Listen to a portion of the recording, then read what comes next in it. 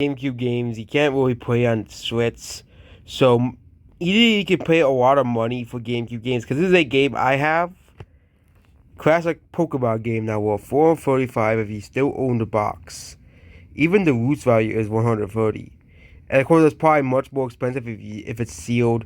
So that means if you really want to seal it in plastic wrap, yeah, that will cost way more, because you can still do that, but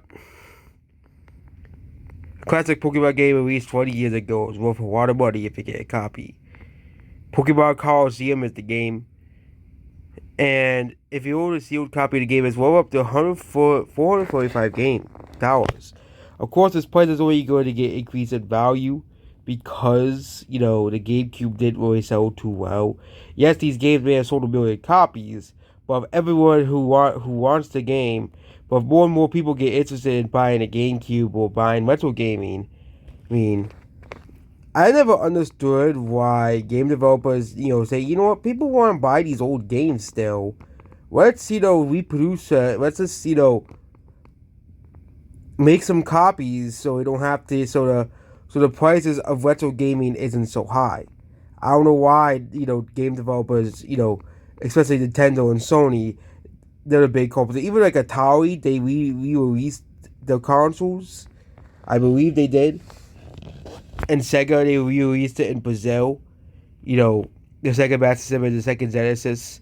So you can still get Sega Genesis, but American, like Sega Genesis and Sega Master System, is still pretty hard to get.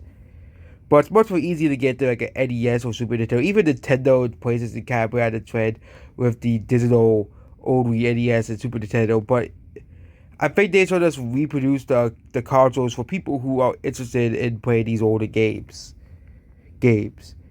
But the complete in-box version will net you $150. The loose disc is $130, and the box itself is around $27. The manual said to have a value of $40, not bad for a small booklet as well.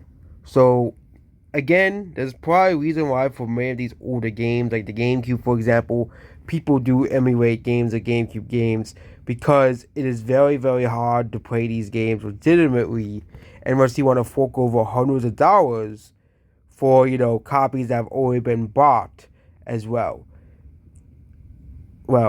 So good luck if you want to play, if you don't want to pirate Pokemon Colosseum or let's just say any other GameCube game, for example, like Pikmin 1 and 2, Paper Mario The Thousand Door.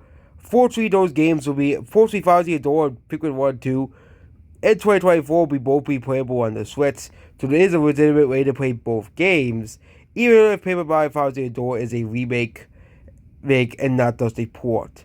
I think Nintendo and Sony should do what Microsoft does and allow people to play the older games on the newer hardware.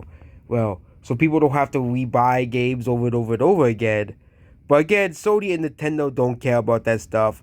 They see it as easy money, and backwards compatibility is, seen as not easy money. So that's about this video here. Goodbye.